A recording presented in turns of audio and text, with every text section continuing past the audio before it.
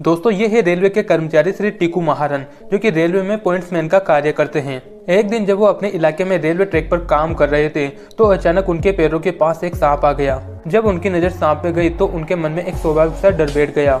लेकिन जैसे ही railway track पर रेलगाड़ी को आते हुए देखा तो उनकी आंखों के सामने हजारों की संख्या में सफर कर रहे यात्री दिखाई देने लगे। उनके अंदर दिल और दिमाग की लड़ाई चल रही थी।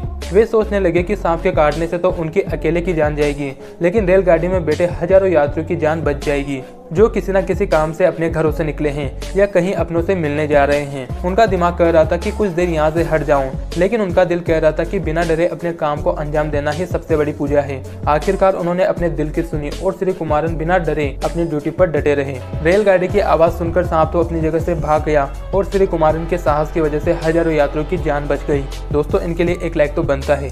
दोस्तों ये है रेलवे के कर्मचारी श्री टीकू महारन, जो कि रेलवे में पॉइंट्समैन का कार्य करते हैं। एक दिन जब वो अपने इलाके में रेलवे ट्रैक पर काम कर रहे थे तो अचानक उनके पैरों के पास एक सांप आ गया। जब उनकी नज़र सांप पे गई तो उनके मन में एक स्वाभाविक सा डर बैठ गया। लेकिन जैसे ही रेलवे ट्रैक पर रेलगाड़ी को आते हुए देखा तो उनकी आंखों के सामने हजारों की संख्या में सफर कर रहे यात्री दिखाई देने लगे।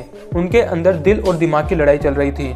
वे सोचने लगे कि सांप के काटने से तो उनकी अकेले की जान जाएगी, लेकिन रेलगाड़ी में बैठे हजारों यात्रियों की जान बच जाएगी, जो किसी न किसी काम से अपने घरों से निकले हैं या कहीं अपनों से मिलने जा रहे हैं। उनका दिमाग कह रहा था कि कुछ देर यहाँ से हट जाऊं, लेकिन उनका दिल कह रहा था कि बिना डरे अपने काम को अंजाम देना ही सबसे बड़ी पूजा है। आखिरकार उन्होंने अपने दिल की सुनी और श्री कुमारन बिना डरे अपनी ड्यूटी पर डटे रहे। रेलगाड़ी की आवाज सुनकर सांप तो अपनी जगह से भाग गया और श्री कुमारन के साहस की वजह से हजारों यात्रियों की जान बच गई। दोस्तों इनके लिए एक लाइक तो बनता है।